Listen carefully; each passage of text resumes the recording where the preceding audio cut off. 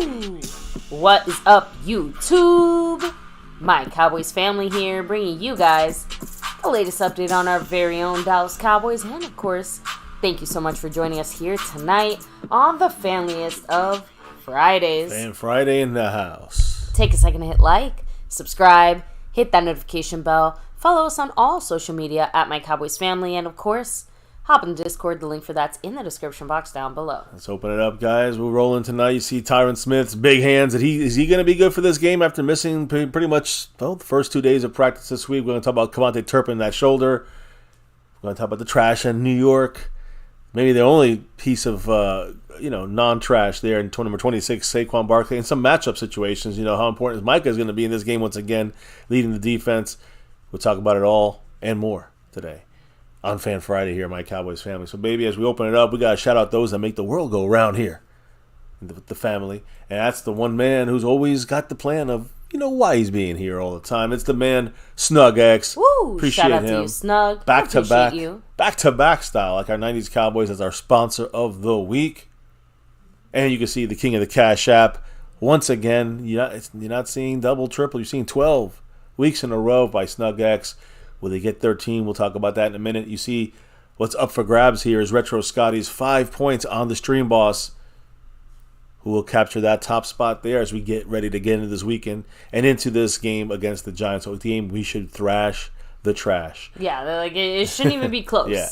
So, again, gifting champion, look right above the man that stays skeptical, always staying skeptical. You got to stay skeptical with this Cowboy team. 12 gifted memberships last week. Much love. He was the ROG 3 months in a row kicking it off when it comes to the gifting board. One of the best ways of giving the love back here. This week in the lead, though, it is Skeptical Fan once again. So much love to him. He's trying to go back to back like our 90s Cowboys. And then if you look at the Cash App side, will Snug get that 1-3, that 13 in a row? He's at 12. Well, the new leaders in town for the moment. Snuggets on the board. Jason Renfro's on the board. Others, Skeptical Fan on the board. But Stanley Smith is the leader on that board. Much love to Stanley. He's third on the overall list for that sponsor of the week. He's currently the leader on the Cash App, making I'm trying to break Snug X's streak. Yeah, that would be a big thing there if Stanley Smith does that. Much love to him. And again, much love. Go Cowboys. Now you look at third overall on the board. Second is the man, Mark Hovsepian. But he's got that 15-week streak as our sponsor of the week. That's the best, the greatest of all time on that board. But who's in first place right now? It's Amazing Games. Woo. In first place, holding it down there, ahead of Stanley Smith, ahead of Mark Hovsepian. But it is close. It is a close battle. And there's others on that board that are going to be, maybe showing out here, trying to, take the top spot from Snug X. We shall see. But baby, there's the super chats and there's the thanks button. There's the gifting memberships you can drop there, and be a great way of helping somebody who doesn't have a membership be able to drop those emojis at the very least. And then of course you have the just jumping into the membership in itself. You guys, there's a lot of people that are full timers on that, so appreciate you guys. But there's 4 other ways you can challenge the Cash App crown. Of course, you have the Cash App # My Cowboys Family, the Venmo at My-Cowboys-Family. You have the regular PayPal link, and of course, last but not least, the Streamlabs link that lets your comment show up on screen just like a super chat. Yes. So, again, we are, we have our special as well when it comes to the star level. We're going to shout everybody out, but I want to make sure I remind everybody when it comes to that star level raffle, it's also the over everything level raffle as well. So everybody in the star and the top shelf over everything levels are in this raffle. Sewn and stitched jersey. You know how that goes, guys. I mean, Cowboys Mosh, great stuff. Sub it up to him and get your jerseys from him as well. But star level, over everything level, once a month, get into this raffle. We're going to have ours probably after this week. Maybe next weekend's game is going to be maybe the deadline to get in the star level if you want to have a shot to win one of these jerseys. So, again, much love to the star level and the over everything level. And, in fact, welcome to MCF here. As we do the shout-outs, baby, I think you can do the silver tonight as well, since it is Fan Friday. So, baby, give us all the shout-outs. Thank you to Mr. A. Lavelle, Skeptical Fan, always staying skeptical. Jason Renfro, much love. Lincoln Kane from Australia. Mary Alvarez, West Coast representing, much love. To Andy Potch, Marissa Sparkle, Thank you, the lunatic. Yeah. And of course, over everything, Mr. C. Bass. C. Bass in the house, who, by the way, you might just see Mr. C. Bass live and direct right here in My Cowboys Family tomorrow night, so stay tuned for that.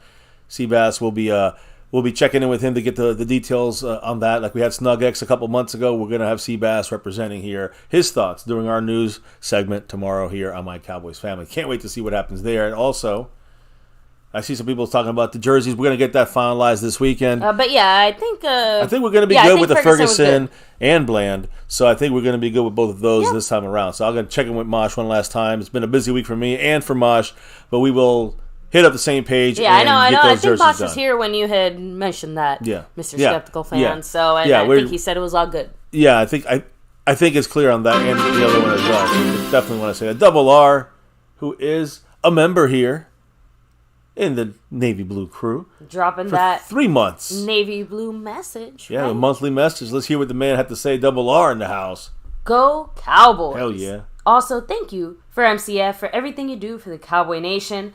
Keep up the great work. Thank you so much, Double R. I appreciate you, of course. Thank you to everybody here chilling, hanging with us. Let's go ahead and do the rest of the shout-outs here, right? Which, by the way, Retro is at 4 points. A DAC 4 takes down the top spot there as the stream boss. 4 for 4. Yeah. Oh, sorry, I had to say it. Anyway, Bruce got the toxic juice saying Cowboys by 20. I know it's a little early for a score prediction, but I have a feeling it's going to look very similar to that Week 1 game. Cowboys 40-6. Yeah. I give the defense less credit than I did Week 1. Anyway, how about? Yeah, I think 20 sorry, plus. I had to say it 20. I'm just going to say my score prediction right now. I can do it early. We should win by 20 or more points. Case closed. Oh yeah. So, Double R, of course, in the house. Much love to Skeptical fan, always. Staying skeptical. Cactus G in the place to be. Hello and hi. Daniel Berry Sports. Happy Friday to you as well. Thomas Garrett, the superior Garrett. Much love. Much love, Thomas as well. Yeah, Thomas Garrett, Mr. DB Sports. There, he's on that board this week from his drop on an MCF After Dark. But that's only for the people for that. The really late night people. House Nelson in the house. What's up? Fuego. Bringing the heat. By the way, he said if McCarthy gets cut, Dan Quinn will definitely get promoted to head coach. And if he does, the Super Bowl, we're getting hot. But so far, we are not Super Bowl bound, unfortunately. I will say this. If we don't find a way to beat the Giants in an obscene fashion, not going to like it. Just saying. It's got to be 20 points or more. But we'll talk about that. We'll talk. Yeah, we got winning is one thing. Yeah. Absolutely crushing a team that should be crushed. If listen, winning is one thing. If we're winning by 3 or 7 or 6, that's bad against the Giants. I'm sorry, case closed. We should be an angry team. That's why I said after coming close last week against the Eagles. Winning matters, but even I have to admit that the way we win this particular game matters too. Yeah. So. Yeah.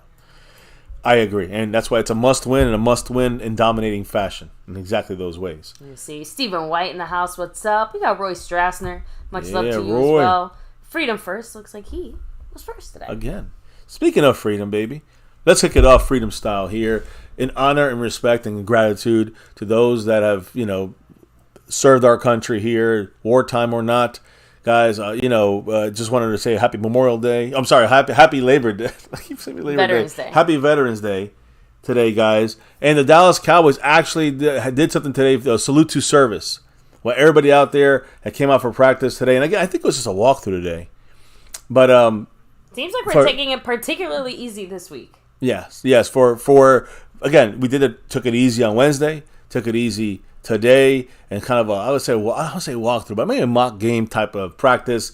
And you're seeing, the Cowboys coming out today in their salute to service T-shirts for Veterans Day. And again, guys, good to see the Cowboys obviously with the NFL doing a lot of stuff related to that. Now, this is an interesting little topic I found NFL news-wise.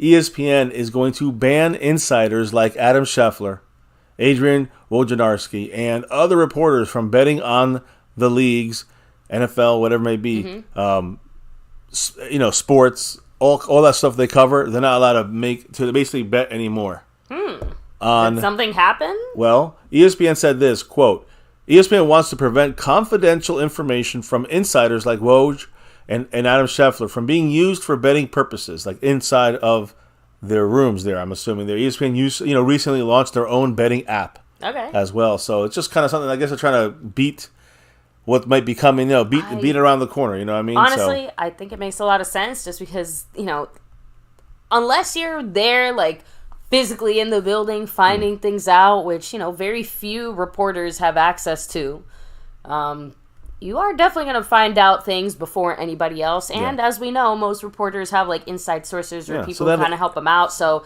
even though they might not report on it right away, they definitely know what's going on a little more behind the scenes. So it makes sense that they're not allowed to bet. Yeah. Same as, NFL, right? Like players on teams and coaches, and they can't bet on the, saying? So it's a similar thing for these NFL insiders like Scheffler and others. So, okay, I thought it was an interesting little new rule started today from ESPN side of things.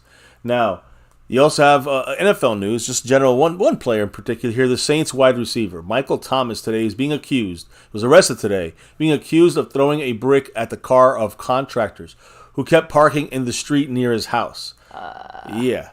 He's also accused of taking the guy's phone and throwing it when he started recording Michael Thomas. Michael Thomas's neighbors had to call the police. So not a good situation for Michael Thomas. Again, I already had some issues this year, I think, with the, with PEDs. Was it PEDs? I think something like that. He had some issues like that going down. So still not a great never a good situation for him to get arrested for. Basically, it looks like he was throwing bricks and taking phones and breaking them of people that were parking, contractors that were parking outside the street.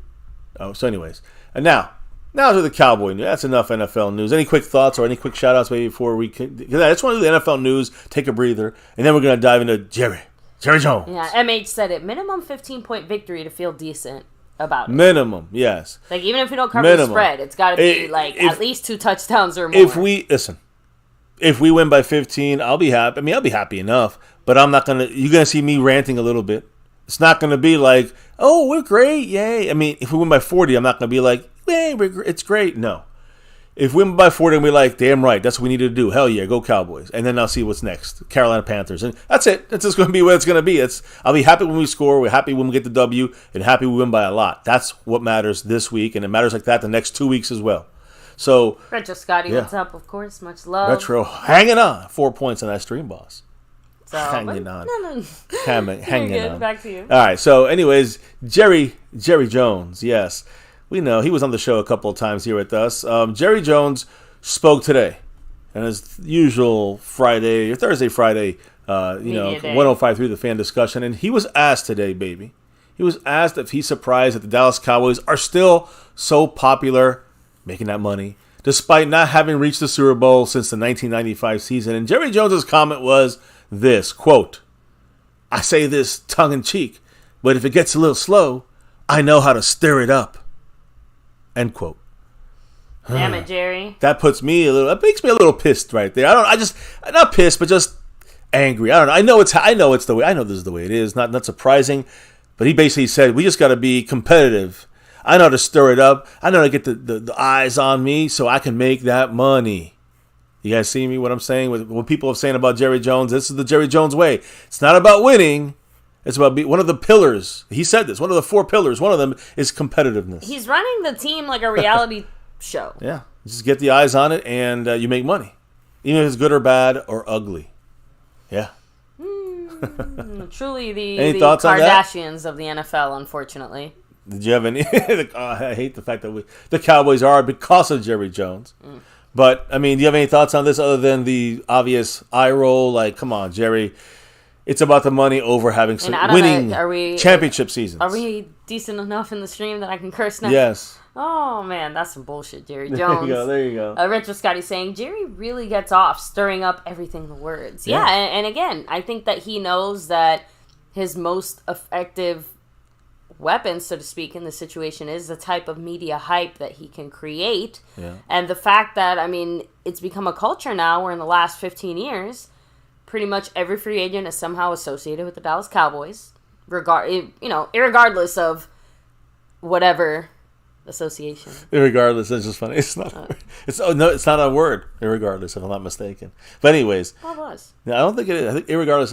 Okay. It's something I always heard. I heard a while back, and I always remember that when I hear someone say that. But yes, regardless of what. Again, maybe it is a word now. Maybe they changed the dictionary, but.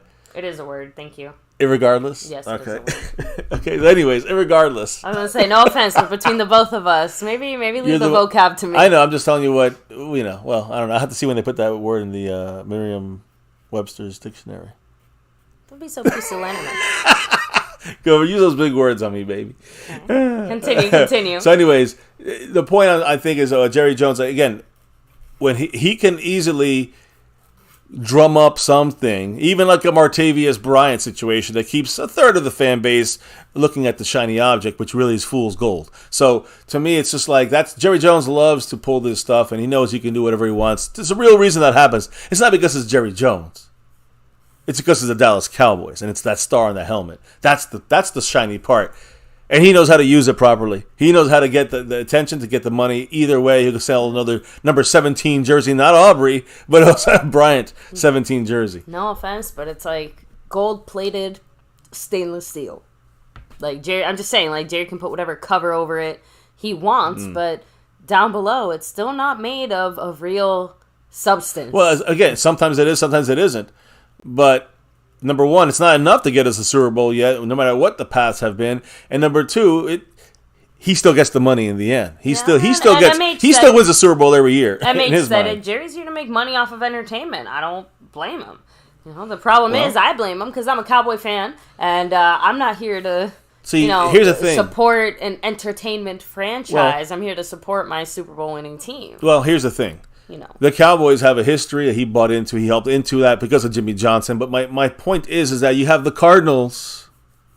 They have bad years. They lose money. The Cowboys have bad years. They make more money. That's all. That's what I'm trying to say is the difference between, Jerry Jones and other teams that actually try to win for the championship, which brings along even more money. Now, Jerry Jones doesn't have to do that. He's not really treating it as a championship team. He's treating it or organization. He's treating it as a competitive and a winning organization, but not winning the thing we need to win, which is the Super Bowl. That's not his number. It doesn't feel like it's necessarily his number one goal. I think his number one goal is to win a Super Bowl his way. And his cheap drafted way with the guys he found. And look, he could put his big Jerry Jones, sloppy Dallas, everything's greater and bigger in Dallas stamp right on it and say, see, Jimmy, I did it now. Yeah, and sorry, Snugs, there's no defending this one. Jerry straight up, with his own words, basically admitted. I don't know if he heard that part, but I know he hears what he wants to hear sometimes. And my point is that, at least in this case, Jerry straight up admitted it. He's like, I will say whatever I have to say to the media. Yeah, he just said... To get the Cowboys on the map. He said, quote... Come on. If it gets a little... He said a quote here. If it gets a little slow, I know how to stir it up. So again, it's not about winning. It's about dangling the shiny object in front of the fan base so they could, be happy with a Martavius Bryant as the big move of the trade deadline area. Yeah, and first of all, and I'm also not saying that owners shouldn't be out there making money. Like, it's a business. Of course, I agree. That. But let's win a little more than never in 27 years. Their success, right? But I'm sorry, it does feel a little bit hollow what Jerry has been pushing as Dallas Cowboys success the last, as long as I've been a fan, and definitely a good chunk before that. 28 years, not even being in an NFC Championship game. I'm sorry, but it's not just about you already know the entertainment's going to work, Jerry. So let's try to get a winning team in here. Spend a little bit more to give the fans what they've been waiting for. Does he have to do that? Probably not. But will he make more money if he does? Yes. That's the most he will. Jason Garrett-ish statement I've ever heard from Jerry in a while as well. Just because it's like, we just want to stay in the mix. We just want to be involved. We just want to be 8-8, 8-9, 9-8. Anyway. Listen, it's like Jerry Jones learned something from old Jason Garrett there, Carrot Boys. So anyways, let's move on from that annoying comment from Jerry and go to another. King, what's up? We got Clark fucking Kent. Yeah. David Lars said if we lose, I'm blaming Jerry. Richard Scotty said hype, jersey sales, and the Cowboys' reputation is what the Joneses really slobber over. Exactly. That's one of their four, cornerstones. I'll have to get the actual four things that this organization is run on. The four pillars. And one of them is just be competitive. That's it. It's great, but it's not great when you're not winning. When you're not winning Super Bowls. And it's been a fucking shitload of years we had our shots. And yes, it is the players on the field, the coaches, but I think if we had done one or two little more things like we did when Jimmy Johnson was here, even when Jerry Jones took over early and took over as a GM, It's just one of those big moves when we needed it. In one of those years, we had a chance. It could be another Super Bowl sitting up there. Right, That's House all. Nelson. I'm sure it's a lot easier to deal with being sad your team didn't make the NFC Championship and your mega super uber deluxe yacht. Yeah. You know, like I'd probably feel a lot better about it if I was on that yacht too. Yeah, COVID, he took a fucking world tour and went to like a depression Seattle. world tour Yeah, too, because he yeah. was basically like unreachable for like a month. Yeah, he was just which like, is very unlike Jerry. He's like, I'm gonna make it. If I'm the last person, I'm gonna make it on this boat, and I don't care if anyone else dies. I'm safe. So listen, Jerry Jones. Then of course, you say he's pulling a Titanic. It feels like Bird. What's that the thing with Bullock? Senator Bullock, Bird. Something. Oh, that Bird Box. Yeah, that's what it reminds me of. Like Jerry Jones blowing around in a fucking bird box. Oh boy. Well, no, in a boat that he. All right. Well. Look, either way, thank goodness we didn't get there. Here's the thing, guys. Jerry Jones. Moving on. Moving on. He's talking about a potential letdown. Everyone's saying trap game for this Giants game. Jerry Jones said this quote: "There's always and should always be a concern of a trap game. Basically a letdown." He said, "Every time you play a game, the opponent has excellent talent. Make no mistake about it, boy. Every one of them is talented." And then as he kind of finished his response, he said, quote, "When you weigh all the factors, every game you walk into, you can lose in a New York minute." New York minute. I wonder if that was planned or not. I mean, I'm surprised he didn't come by with the little soundboard and the little... But them bumps.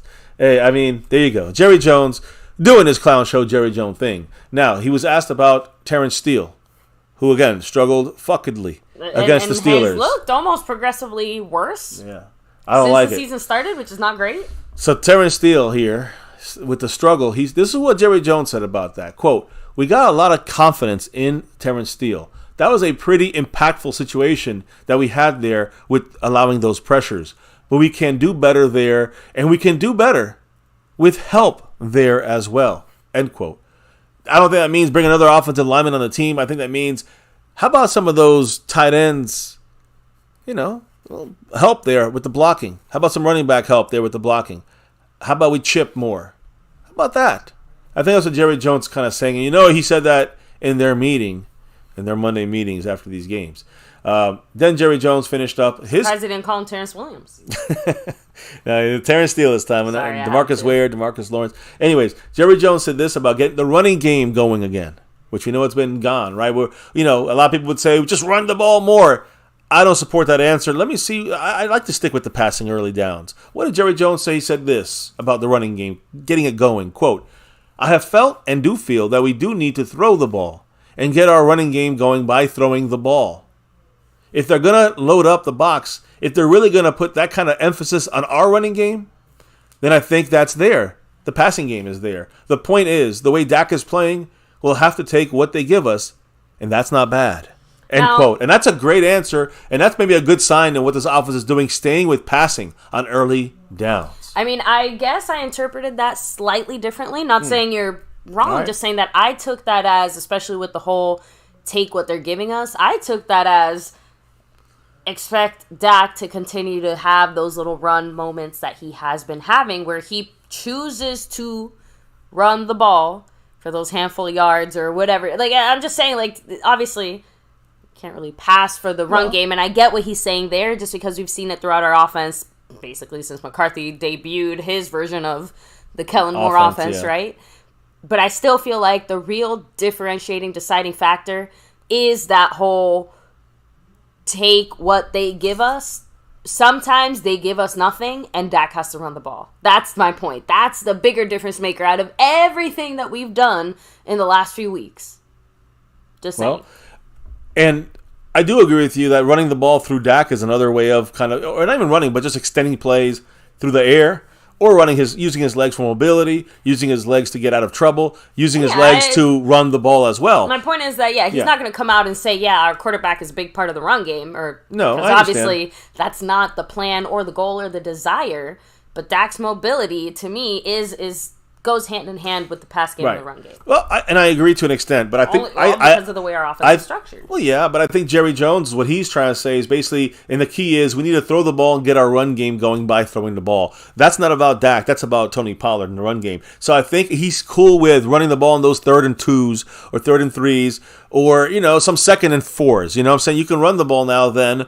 And you set it up by good first down throws. By the way, baby, we get enough close enough to the 3rd down marker to be the 3rd best team. I think 3rd best team right now getting first downs. And Dak Prescott is the best quarterback in the league in pretty much every major category on 3rd down. So that means we're setting. It's not like Kellen Moore got the high flying offense, but the thing that's different about Kellen Moore and let's say Mike McCarthy is McCarthy's actually giving Dak Prescott easier 3rd downs, and Dak is tearing it up. While you're seeing Dak of last year with Kellen Moore taking 3rd and 17s and then throwing picks and throwing into difficult situations, tipping the ball up. Just saying that's the kind of shit that Kellen Moore was getting us into week by week, and Mike McCarthy is going the opposite way from that. He went too far, and then he centered himself, I think, a little bit after the bye week. So, you know what I mean? I think that Jerry Jones was describing that portion. I think the rest you can associate to both that and also what you said about using Dak's mobility, running ability. Yeah. Like I said, I didn't think you were wrong. I just interpreted that second half a little differently. And it's a positive. It's a good positive, a big positive that the owner actually, whether it's information we got to keep in-house or what, I don't know if that's good, but the fact that Jerry Jones is saying it, and it's, he's saying it, it's probably being worked into the offense some way. He's got some influence in this thing. I don't think it's a big deal that he said it. Like I said, it's not a secret. Any team who's watched any of our tape the last few weeks can clearly see what he means by our run game, pass game thing. So, anyway, by the way, guys, let me take a quick, tiny little second here to remind everyone, hit like, subscribe, hit the bell, follow us anywhere and everywhere at My Cowboys Family.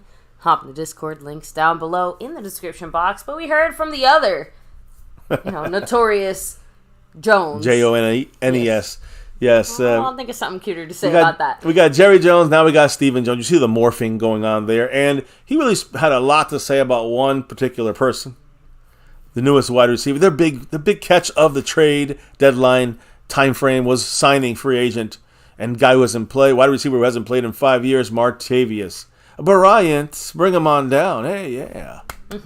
Anyways, the point here is that we talked about a little bit what Stephen Jones said a couple of days ago about Martavius Bryant. Yeah, but he said a little bit more about why the Cowboys chose to go in this direction in particular. Right? Let's hear what he said. Full context of Martavius Bryant's acquisition by the Cowboys. What does Stephen Jones say?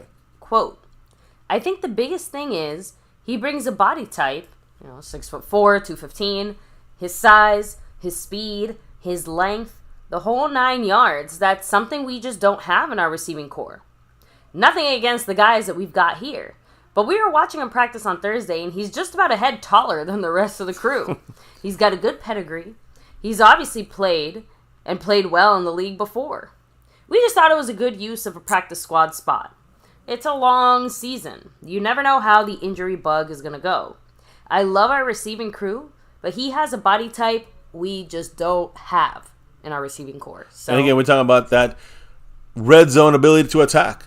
A 6'4", 215-pound body. If he can give us, almost like a tight end. Yeah, when you list those stats, like I'm just saying, a little thin tight end, but but the point is that 6'4" gets him to be a target in the end. Listen, we know he has. I will agree with Stephen Jones on this pretty much across the board here, where it comes to when he said we had an open spot. Why not use it and roll the dice to someone like Martavius Bryant, who we know has the skill, at least had the skill, and is a weapon that we don't have, at least a body type weapon, right? Speed, height. Can he bring anything to this? Again, injuries. If injuries come, will we need to dip into that? You never know. So I don't think it's a bad pickup, like I said yesterday. It's just not the pickup that people are trying to make it sound like it's going to save our season. That is false. I agree, but I also don't disagree. Again, I know exactly why the Cowboys did it. I don't necessarily disagree. And I actually do agree that for filling a practice squad spot, Bryant's a freaking fantastic knock out of the park type of situation for a practice squad spot, all things considered. And again, the reason we did it, okay, all that makes sense. Them picking up a receiver and slapping him onto the practice squad is not the reason why we're looking at this like, what the heck are the Joneses doing. It was the lack of what they didn't do. Right. Just a week or two before that. Right. During the trade deadline. At other positions, not the receiver position. Yeah, there's multiple positions we could look at. That's the one they chose to do. Yeah, you see, MH said, I like the signing for his height. Do we know his most recent vertical jump? No, I do not, but, I'm sure not what it used to be. The point is, it's still good enough to maybe make a difference. Got him on clearance, said Pioneer. That's basically what happened. Oh. I mean, there was a Tennessee Titans were going to look at him after us, supposedly, and it never got there, so we signed them immediately. They must have seen something they liked, but... and hey, Montana 808, I don't know if you heard some of the comments that Jerry made when we said it, but yeah, definitely extra clownish behavior and commentary there from Papa Jones. When things aren't that good in Dallas and they're not winning Super Bowls for 27 years, Jerry Jones said, "I know how to stir stuff up when it's a little slow." You see, now Drums and Cowboys has a slightly different opinion. He said they brought in Bryant to placate the fan base because they were pissed at the do-nothing trade deadline. Exactly, I agree. hope it turns back on their face and Bryant performs. Well, again, that's my point. I'll be the first one to say I don't ever want a player to, no matter how much I think a player sucks, I don't ever want him to come in here and suck. Right, I want to help our team. Please perform. Please blow our expectations out of the water. But again, 100%, listen, Drums and Cowboys, he's not being different than what we're really saying. We agree with him. I 100% agree with that. Again, I'm just trying to say the most you're going to get out of someone like Martavius Bryant is a red zone threat, who's our tallest guy and is maybe one of our faster, bigger guys, right? And again, special teams will have to get used to. He'll be our sixth guy if he breaks onto the 53. He'll be our sixth receiver. So and the sad part is, remember, if we see Bryant, that means that other guys are hurt. Down. Yeah, other guys are hurt. Bryant's not going to go up there and be a starter because he's fantastic. People have to understand the limits here, and that's just the way it's going to go. The best we can expect, he's our sixth receiver.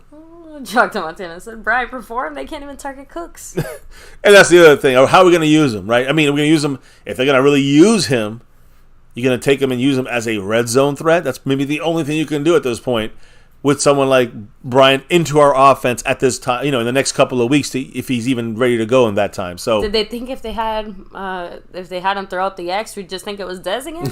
Just see the Bryant. They said they're going to give him an 80s number, but obviously not 88. So they can't confuse him that much. We know it's CeeDee Lamb right now. He can't switch with Schoonmaker or something. That would be a decent enough. Hey, I think 80. I don't know who's number 80 right now, but that'd be probably a good number for him. Who knows? Look, we just heard from the Joneses, the front office. Let's hear about the head coach talking here, Mike McCarthy. He turned 60 today. Happy birthday, Mike McCarthy. Happy birthday. Yes. So he said this about turning 60 today, quote, "I'm just going to be with the family tonight, looking forward to it. 4 of the 5 kids are here. That's what's most important to me. We're going to hang out as a family. Here, like we do every night on My Cowboys Family." So, again. Sorry, McCarthy, no strip club for you. No strip club. No, he's going to have a nice night with his family at turning 60 now. Now, Mike McCarthy also talked about this upcoming game and the challenges of the Giants' defense. So we talked about it yesterday. Really, their only decent players are on the defensive line. And he concurred with old MCF. Mike McCarthy said, quote, "I can't tell you how impressed we are with Dexter Lawrence and Kayvon Thibodeau." Again, we literally talked about those guys being the highlights of this defense. That's really about it for them. I'm going to be honest. So, hey, he focused on the right 2 guys. Let me put it that way. Now, he also touched on, as we heard Jerry Jones talk about Terrence Steele, Mike McCarthy talked about right tackle Terrence Steele and his struggles against the Eagles. Mike McCarthy said this, quote, "Like he always does, he's very consistent. He's one of our hardest workers. I'll anticipate that he'll respond on Sunday too. He's had a good week of practice." So again, supposedly, good news, Terrence Steele. Now, we'll see how that happens. Like I said, practice happened today. They were in a walkthrough mock game on their salute to service shirts for Veterans Day. So, that's what not really much else on that practice. And except for after the practice, we got our answers on injuries going down on this Cowboys team. And, the final injury report for both teams came out against the Giants. Cowboys, Osa Odigizua, who had a hamstring, was limited all week. Well, first let me start with this. Tyler Biadasz, Jaron Kearse, full practice again, full practice all week. Biadasz had an ankle situation. He's gonna play. He's 100% good to go for the game. No game day designation. And same thing with Jaron Kearse, the toe injury. He's good to go, full practice all week. As we knew, they're gonna play. No doubts there. You have Osa Odigizua, who was limited on Wednesday and Thursday. Today he was full practice with the hamstring, which is great news. And of course, because of that, no designation, no questionable, nothing like that. He's 100% ready to go. Osa Odigizua, number 97, good to go. That's great. That's fantastic. Marquise Bell was limited in practice today. He was limited all week, and I was limited today with the calf injury. That's not great. What is great is he has no game day designation. His status is 100% cleared, 100% clear to play. So what even a pleasant surprise. A little rest there for little man. I say little man and linebacker getting crushed by these offensive linemen, but he's playing out of this world, Marquise Bell. So great to see him 100% and ready to go in this game. So we got everyone here except for the two question marks, which is Tyron Smith and KaVontae Turpin. Let me just start with KaVontae Turpin real quick, guys, because that's the real question mark right now. His shoulder injury, KaVontae Turpin's shoulder, he didn't practice all week, including today, and he was listed as questionable for the game. Obviously, that stands out. He is our most injured player on this team right now of our 53-man roster. And KaVontae Turpin, right now, questionable at the game against the Giants. He hasn't practiced at all this week. Turpin is the only player on the roster, and I'm going to get to Tyron Smith in a minute, but he's the only one that carries a game day designation. Everyone else is good to go. The key thing here, though, as we know, Deuce Vaughn, who was doing the punt returns if Turpin can't play. And, of course, at the kickoff returns, it's more Rico Dowdle, Wanye Thomas looking at that job if, obviously, KaVontae Turpin cannot play. So, again, like you see on our front cover here, Turpin is, maybe just getting the rest this week. I mean, we're hoping that he's still questionable. So there's a 50-50 chance he plays. He may be a game day choice. We'll know tomorrow, guys. Tomorrow we're going to know about elevations, who's moving up from the practice squad, if there's any, one or two guys. And then, of course, after the walkthrough practice and they get ready, if they come off the field, usually if there's any changes on these injury reports, it'll happen tomorrow after their practice. So when it comes to KaVontae Turpin, number 9, it looks like he is going to be a question mark. I would say yes up until maybe 90 minutes before the game. So we'll see what happens on that side of things for KaVontae Turpin. Again, punt returns, looks like Deuce Vaughn will be active for this game if Turpin is out. So Deuce Vaughn would be active, and he'd be doing the punt returns. Kickoff returns, it sounds like Rico Dowdle's their front runner. Deuce Vaughn could do it, so can Wanye Thomas. And that's the breakdown there on almost every injury. Of course, the only other guy injured on our list right here is the great Tyron Smith, number 77. And he carries, in this game, again, no practice yesterday, no practice on Wednesday, no practice yesterday, full practice for Tyron Smith today. A full practice and a walkthrough, which you know that's what we would get. We also know he's not going to get practice anymore. He's going to be DNP pretty much the rest of the year, unless it's a walkthrough or a mock game when they're just in their shells and shorts. So no game day designation. Tyron Smith is 100% good to go with that neck. Initially, again, we know it was a neck, but now it's listed as illness because he was sick earlier, supposedly in the week. It's not even the neck anymore. The management, got him to, of course, as it should. Got him to a point where it's not even an injury designation. Exactly, and it's carried him through at least to game day. Now we'll see if he can last the game. If he does that, it's going to be a similar thing next week. Did not practice Wednesday. Did not practice Thursday. We'll have a full walkthrough practice on Friday. Do a mock game thing on Saturday and be ready to play against the Panthers on Sunday. That's going to be every single week pretty much the rest of the year. Playoffs, same thing. Tyron Smith's not going to practice. So yeah, it seems like the Cowboys have figured out how to manage Tyron as best as they can. GPS trackers, Mike McCarthy, the analytics crew, John Park and all them. Maybe they said, let's do this way. I don't know. But either way, thank goodness it's working this way. So again. And you know what's funny? Yeah. The craziest part is when he got that neck stinger, it wasn't even during a full practice. He got it during a walkthrough. Yeah. Yeah, it was saying it's just a little ironic still. It is crazy, but that's the worry. They don't want to work him. Maybe the hard day of Thursday practice is what gave him that neck stinger on Friday. So look, either way, Tyron Smith this week took part in today's walkthrough after not practicing on Wednesday and Thursday. No injury designation. He's 100% to go. That is great news. Now, I do know something about Tyron Smith. He is very important to this team. Cowboys, Tyron Smith is still one of the best tackles in the NFL. His overall grade right now is an 80.4. He's ranked 8th amongst all left tackles in the NFL. So even with the injury stuff and the occasional missing games, when he's in there, he is a top 10 easy. but then he's top 8 in the NFL currently. He's also the most veteran player for the Cowboys, by the way. True. In his 13th year. Yeah, again, 8th best at left tackle in the NFL. Left tackle. As far as left tackle in the NFC, he's ranked the 6th best left tackle, and he's ranked 2nd at left tackle in the NFC East. So, again, Tyron Smith balling out there still, even later in his career with the injuries. Again, if you manage the injuries right, can you get him for 14 out of 17 games a year? Maybe, if you manage him right, especially doing the practices. He has 314 offensive snaps at left tackle this year. 193 of those are pass blocking snaps. 121 are run blocking snaps. He does it all. Obviously, he has only one penalty against him this year. 0 sacks allowed. 0 quarterback hits allowed. And only 4 total quarterback pressures allowed by the great 77. And he's good to go for this game against their toughest part of their defense. Kayvon Thibodeau on the outside, Dexter Lawrence inside. But the problem is we got Tyron Smith at left tackle, and he's good to go. So I'm happy about that. We also know something about Tyron Smith. And maybe a little bit of, again, we know how big the man is. We know he's like, unbelievable when it comes to his, 6'5", he's chiseled out of iron.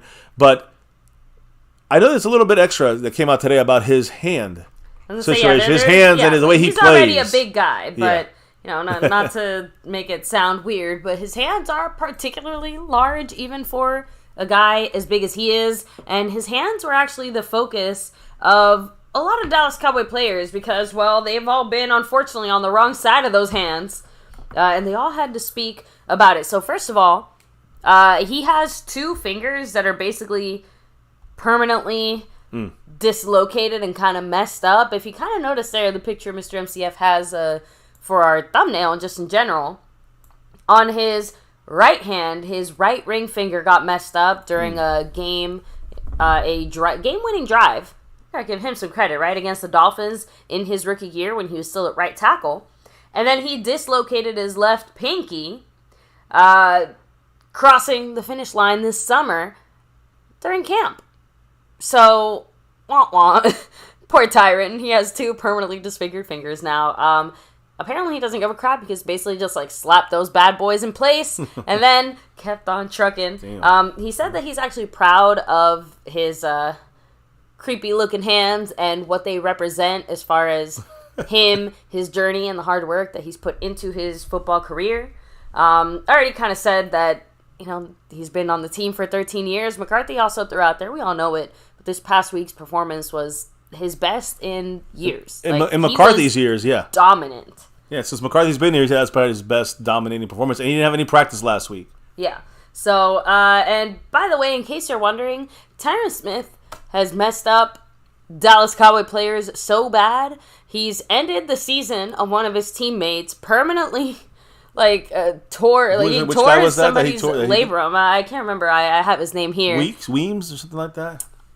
Weeson, something like that. I don't know. I'll get to it later because he ended his season. The Cowboys actually have a tendency of sending their practice squad and young rookie guys against Tyron because literally no one else wants to do it. They won't say these guys got to get inducted here to the Cowboys. Again, Matt Walesko said, "You ask Earl how Tyron's punches. He'll probably laugh. It's crazy." Asim Richards even said, "Oh, go talk to Earl." Yeah, Earl Bostic, which is a guy, I think a rookie on our practice squad. Yeah, he's in pain. Yeah, we'll get to what he said later. But Tyron Smith specifically talking about his hand technique and things like that, he said, Callahan taught us you don't always have to be a double puncher. You can single hand punch a guy. You can combo a guy with your outside hand and your inside hand. You can switch it up. It also adds another tool to the toolbox as far as another way to attack a guy. And he said a big part of that, too, is just having the confidence to do it. And again, so we're all on the same page. So I say punch, I hope you're not thinking he's cold cocking. He's using his big mitt to put his hand up to the shoulder and shove. In football terms, a punch is a sudden strike using one's palm with thumb up, elbow tight, intended to displace a defender or disrupt his rhythm. Correct. So remember, get him off his linear, his path of pressure and rush. But the thing we got to remember, Tyron Smith is right-handed. He plays as a left tackle. True. So he's had to learn how to punch with more power in his left hand, his left side, which is part of the reason why he is so freaking dominant. Yeah. Right? So now I'm going to touch on with quite a bit. very little practice, right, guys? Now, when I say we had literally pretty much half the team talk about Tyron Smith's hands, I am not exaggerating here, guys. Ferguson said, you talk about his hands, I'd like to think I built somewhat of a relationship with Big T, especially this year, just blocking with him being in the trenches. He likes to mess around with me a little bit, and sometimes before the huddle, he'll come up, pull his hands wide open, and smack me in the stomach. Not crazy hard, but at the same time, it feels like a cast iron skillet is hitting me, and I think to myself, I wonder what it's like to try to pass rush against this guy. Damn. Ferguson's getting hurt out there, just patting the Mr. stomach. SCF has been a good guy. I haven't had to hit him with the frying pan in many, many years, so... Many years, yes. I'm messing around, seriously. I have not been hit with the frying pan. I don't know what it's like. But Chauncey Golston was cracking up when he heard Ferguson say that, saying, it's actually crazy. You're a grown man, but there's levels to being a grown man. I guess Tyron Smith is on a different level. Fowler said, definitely the best striker I've ever been against. I think he's the best striker in the league. If he punches you the right way, you can literally feel yourself leaving your body. That's how bad it hurts. It can knock the wind out of you. It lingers. It's like going against a boxer. His punch is like Mike Tyson or something. Jesus Christ. Willington Prevalon, he's on our practice squad, right? He said, it feels like the weight of death. Those are his hands and the punch, the strikes and punches he comes with these young guys or even some of these starters. And just so you guys know, I made an executive decision to pretty much keep a lot of these player comments just because I couldn't believe it either. But Zach Martin had quite a bit to say. Now remember, they're very close in age, obviously very close in size and power in a lot of ways. And even Zach Martin said the reason why it's so good, this guy's constantly working at it. It's not something like, oh, you're a big freak with long arms, you should be able to do what Tyron Smith does. No. I've seen this guy for 10 years, every day in walkthrough, every day in practice, constantly throwing that thing. The way that you get confidence in it, but it's really his left hand. It's like a fucking hammer. He throws it and grips up with the inside hand, and that's kind of been the signature of his play since I've been here, is the heavy left hand. You don't realize how strong it is until it hits you. Yeah, he's right-handed, but damn, that left hand it's like a freaking knockout punch. So a lot of guys don't have the confidence to throw it because it's the first thing the D linemen are taught to work the hands. A lot of times you lay that outside hand out there, you're giving the D linemen what they want. He takes over so much. If it's as strong as quick as Tyron's punches and you stab him in the chest, all of a sudden, the rush is over. Yeah. Some guys have been hurt. And then he mentioned, I remember my rookie year, when Darian Weems, right? Tyron separated his shoulder during training camp. And guess what? Darian Weems called up and said, yeah, let me talk about that. He said we were in the middle of camp during the dog days, doing a little O-line drill. I go slant inside of Tyron. He punched me and tore my labrum. Jesus. At first, I thought I broke my arm. He punched me and I was like, wow, that hurts a lot more than it usually does. I couldn't move my arm. It's just dangling there. I was like, oh, Tyron just ended my career right here in individual drills. Jesus Christ. Then I found out it was dislocated pretty much. He punched my left shoulder all the way through the back and tore the labrum. It was quite the moment. And yeah, he's got the biggest punch I've ever come across. My goodness. That's ending careers almost. I don't know how many punches you've taken that have absolutely completely torn your shoulder and ripped its muscle off its hinge, basically. That's what Tyron Smith does with these hands. And it's something that's been around for... Listen, here's the thing. When you have somebody pass right, remember, Micah goes against him a lot and beat him. That tells you something. How they talk about his hands and the way he with a punch, Micah takes those punches and still slides off and is able to attack. It's insane. But the key is, it's the fact that when he hits you and you're pass rushing, the pressure is, it knocks you off your path, off your trajectory, even off your plan. You were going to swing inside. You were going to, use this move, use the rip move, whatever it was. And then you realize, oh shit, I don't have time to do that now. Micah said because that he calls it the death grip. And and the nice part is, though, that Tyler Smith, he said that Tyler Smith's like right behind him because they're both like freaky strong. But it also goes to show you that Tyron Smith is mentoring Tyler Smith on how to use his hands better, which is nice to hear. So one of the interesting things too, since we're Dallas Cowboys, right, we like to bring in all sorts of players, and Brock Hoffman used to be with Cleveland, and Cleveland used to have our old coach Bill Callahan. Yeah, Brock Hoffman was on our practice squad. Now he's on our 53. Yeah, so he's our center, backup center. Now Bill Callahan obviously used Zach Martin and Tyron Smith as a lot of his like tape footage explaining stuff because there were former offensive coordinator for the Cowboys. Right, I think before before what's his name came in there, the guy we hate, the guy we couldn't stand. What's his name? Lenahan. Yeah. Before Lenahan it was himself. So the interesting is that he basically says that watching the film of Zach Martin and Tyron Smith, and his assistant O-line coach was Scott Peters, and the Scott gentleman said that he's talking about Tyron's punch, and Hoffman said he was like, whatever, he has a good punch. He didn't kind of take him all that seriously. And then he said, I came in here week 11 in the walkthrough. I had to line up on him and give him the walkthrough look. Dude, I'll tell you, the first time he punched me, it feels like, what's that thing that resuscitates somebody? You know what I'm saying? When they shock your body and the tape kind of cut in, he's like a defibrillator. It's definitely a feeling like that. Jesus. Hoffman said, yes, that's what it feels like. Your heart skips a beat. His punch is ferocious and vicious, for sure. So that's not just Hoffman saying, it feels like a defibrillator shocking other people know what that feels like. DeMarcus Lawrence is saying, oh yeah, that's the feeling. That's it. It sounds like DeMarcus Lawrence has gotten a lot of shocks from Tyron Smith through his years of going one-on-one and practice. TJ Bass said, during camp I had bruises all over my chest, and it wasn't even from practice. It was just from Tyron Smith. When they're just going up against each other, just doing basic stuff, slow walkthroughs, you could leave there bruised with his hands. All right, and this was one of the comments that really caught my eye, because like I said, Tyron Smith is one thing, but Tyler Smith straight up said what he's been learning from Tyron, saying, quote, it's devastating. I gave him a look my rookie year in training camp, a look on a down block, and that's essentially he has the opportunity to tee off on me however he wants. I never did that again. Huh. I was like, no, someone else can give Tyron a look when it's time to down block, because that was devastating. It felt like a car hit me, I ain't gonna lie.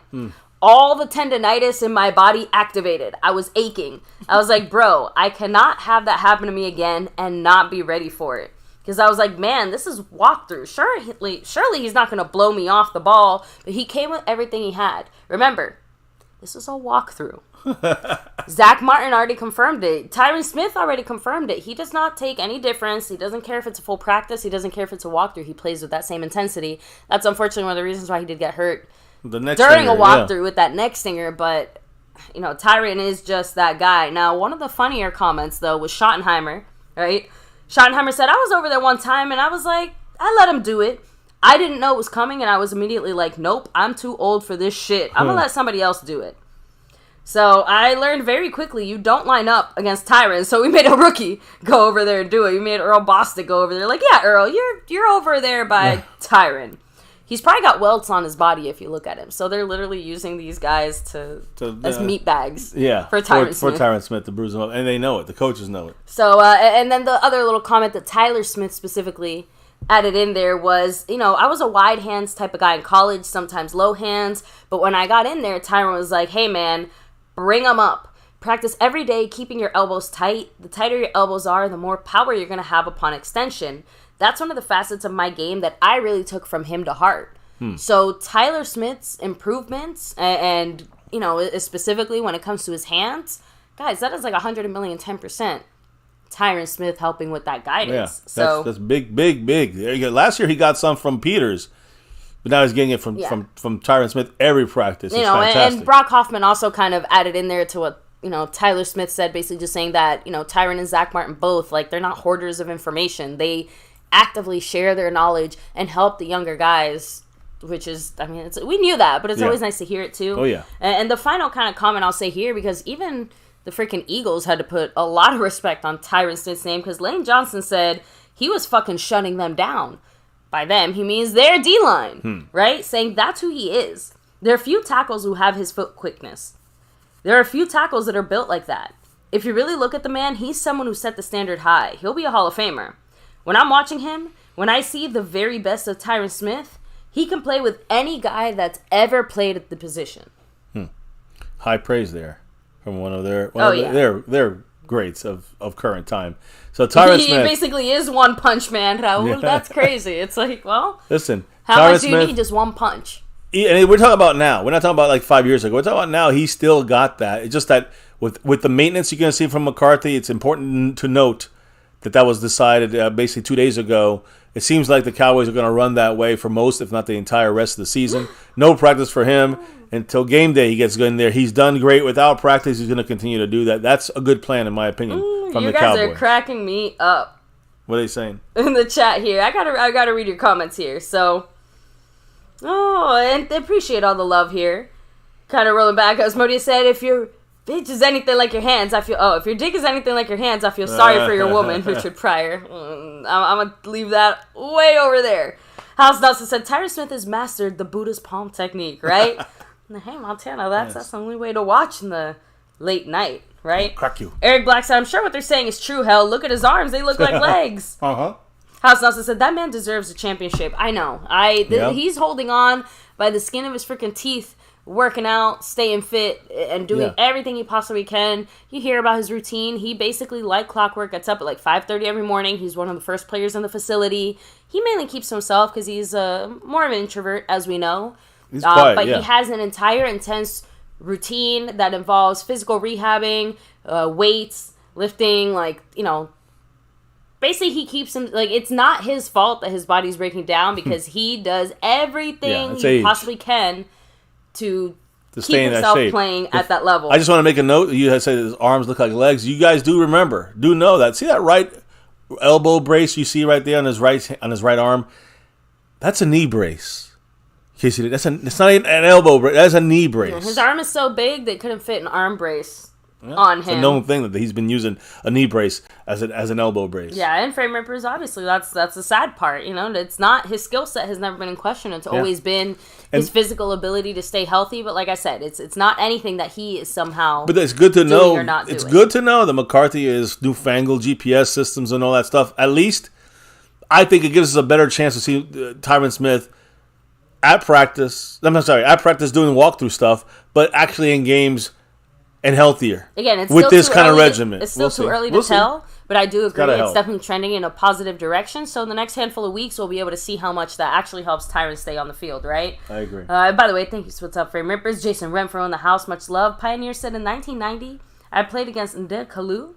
Hit me so hard, my right soft contact lens popped out. Christ. Yeah, I think Tyron Smith transports people to like an astral plane for a few moments as their soul leaves their body and then returns to their physical form. Yes. Tyron Smith is something else, and he's going to be out there more often now because he's going to have less wear and tear during the season, at least the rest of this season. That's good news. Montana, damn. Oh, that's just a love tap, right? Oh, man. Again, football is one hell of a sport. Yeah. Oh, there's nothing like it. But yeah, Tyron Smith, I just hope that this new McCarthy regimen does keep him healthy and active. That's the important thing here. And again, his if he's healthy, he's invaluable for this team. He's major to keep that left side quiet. It's a lockdown left side, the 3 L's. Mm-hmm. So just saying that'll be a dream come true. Just got to keep him healthy, and that's a key. It seems like the Cowboys are focusing on trying to do for the rest of the season. Hence why we want to discuss old Tyron Smith. He's still got something there. Now he got the juice, but what do the Giants have? Do they have any juice left? Or are they just getting? They don't even have Kool-Aid. Are they getting fingered? Is that what's going on right there? I don't know, but the Giants definitely suck. I was trying to figure out where that went. Oh, okay, that was a fight, Montana. I thought it was in football. I was going to say, I'm like, God damn. Yeah, that was a fight, not a football. Okay. Not football. Oh, they got a tiny D. Talked about that. Hopefully our Texas Coast offense will burn them. We're going to talk about some matchups here. The big D. Now they're going to get the big D, all right. So you're gonna see, that little D Daniel Jones. Then they got Tiny D. They got Tiny. Fun of him. They got Tiny D. It's not fair. Trash is what I call this team right now. Not because of the Giants, but also because they actually literally have nothing really left on this team. We're gonna go. We already talked about it all week. We're gonna finalize some things here when it comes to the injury situation. Yes, we're gonna talk about the New York Giants here and now, and our battle with them here coming up. Now let me start off with something I guess not so vile as I started off there. Let me start off with the Giants' offense here. And looking at the guy in the middle, we're going to be facing Micah. But the point is, the guy in the middle there is their star guy. That's Saquon Barkley. That's really their only good offensive player. I mean, they got to look good. They're all good, all right? But there's nobody's going to make impact except for Saquon Barkley. It's going to be hard for him to do it on his own. But he's making an impact in the community. And again, the guy, I want to shout him out. He's Week 10's NFLPA's community MVP. What did he do, baby? He went to a homeless camp in the woods of your old stomping ground, Allentown, Pennsylvania, and heard their stories. And he also donated essential items for the upcoming winter months. So, do you know of the Allentown? I don't know where. Yeah, he just said the wooded areas. Was. I don't know. He said wooded areas, but I don't know. I've never been to Allentown. You've lived there. That's a big place. It's called the Lehigh Valley for a reason. It's all woods. Yeah, so all around. Great job there for Barkley to help out the Allentown community, baby. But now it's time for him to pay. It is nice to see. Again, Allentown is definitely not as prosperous as it once was. So Andre Reed. Nice to see him supporting Andre Reed Park. That's part of the what I would consider like the Penn State community as well. Allentown is a huge Penn State city. And I obviously know plenty of people who are former Penn State alums, so it's not surprising that Saquon is kind of giving back like this. And that is great. I mean, truly it is. And I mention that because no matter what he can do right now, the point spread against this Cowboy defense and team keeps going higher and higher.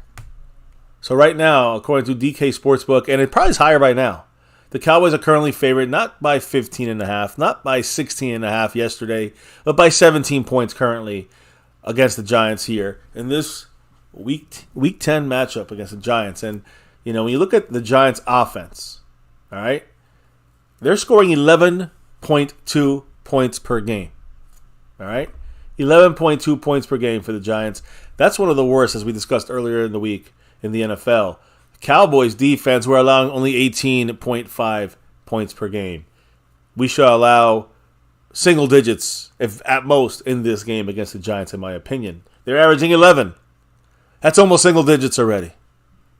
Now, you're also looking at the rushing yards, and that's where Barkley comes into play. 113.9 yards per game rushing on the ground for the Giants. Not bad, but the Cowboys at 108.9, also not too bad as far as a rush defense, yardage allowed on the ground.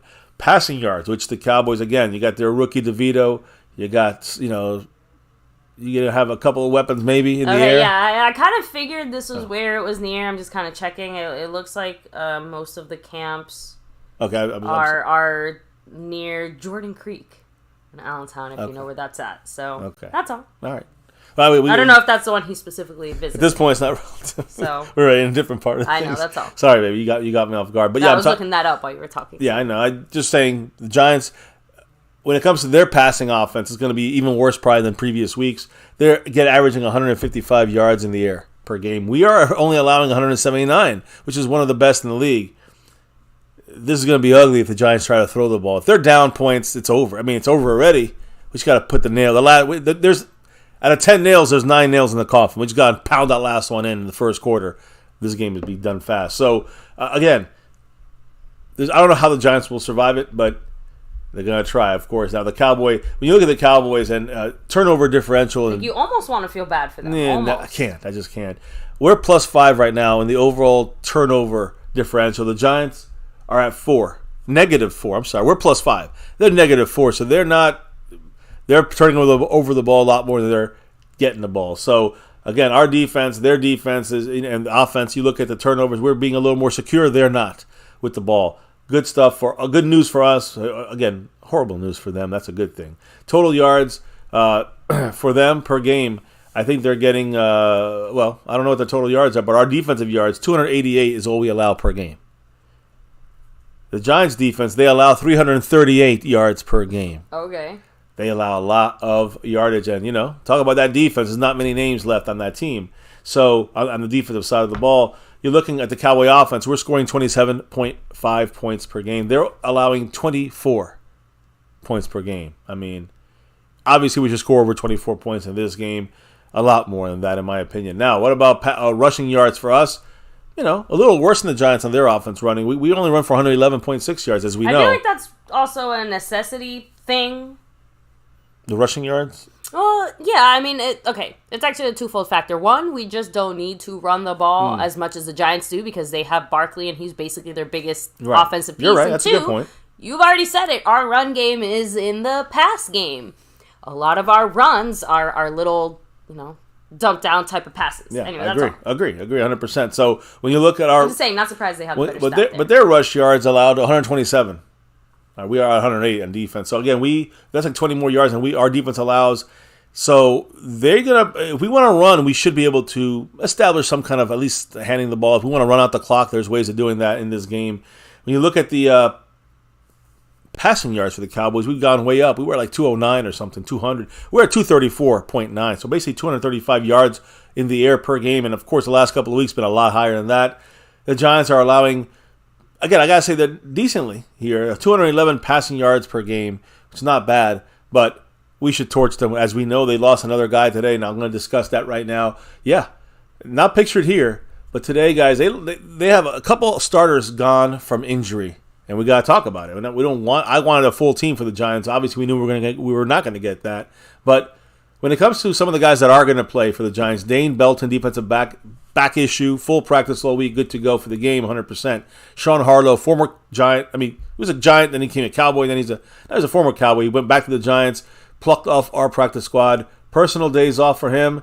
Full practice the last 2 days, good to go in this game. Dexter Lawrence, one of their main guys. I could have put him on this picture here. Dexter Lawrence got some rest, full practice, he's good to go. Justin Pugh, offensive lineman, ankle, full practice, good to go. And Andrew Thomas, after a couple of limited days, full practice today, good to go. That's their starting left tackle. So, again, those are the guys that are good to go. But there's a bunch of questionable guys. Aziz Ojulari with the ankle, he was limited all week, questionable, something to keep an eye on. Mark Lewinsky, interesting, because he had rest day, no injury. Didn't practice Thursday, didn't practice today, and he's listed as questionable for the game. That's a starting guard for them.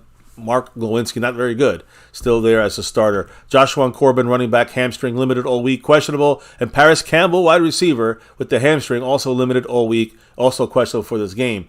The bigger news are the three guys that are out. Deion Jackson has a concussion, still in concussion protocol, limited in practice, ruled out. Not really the big name there. He's the third string, fourth string running back. It's more about Evan Neal, offensive lineman with the ankle injury. Oof, that's going to be painful for them. He's out for this game. That's a starting right. Can't really afford any more offensive linemen being out. Yeah, that's a starting right tackle, and he got destroyed by the Cowboys every week. Every time we played them, we play him. So his backup is in bigger trouble. And then you got the biggest one, I think, on their defense. Not pictured here, but Adoree Jackson. Their best defensive back, I guess he has been that, has a concussion and a neck injury. And he did not practice the entire week, is officially ruled out for this game. So looks like, and I'm sorry, I think Deion Jackson was limited today, but again, he's out from his concussion. Adoree Jackson was one of their better cornerbacks. Now he is gone for this game. I would be absolutely terrified to be a Giant because they seem to suffer more injuries on average than other teams. Jason Renfro, by the way, officially kicking it off here on the MCF side of things and taking over as a stream boss. There's movement. With that Dak Prescott $4 holler saying, "Go Cowboys," and let's get back to our winning ways, right? And not just winning. Jason, right? Like, we need to absolutely destroy the Giants. Any less than that is going to feel like a disappointment. Sure. We've been kind of talking about it all night. I've seen the score predictions in the chat. Nobody has the Cowboys winning by less than, 20 points. You know what I mean? Like, every single person has, 31-6 or 40 to something. You know what I mean? Like, it's quite the point spread that we're all expecting. Yeah. And if the Cowboys fall short of some of those expectations, we're going to be a little upset. That's just winning reality. Ways.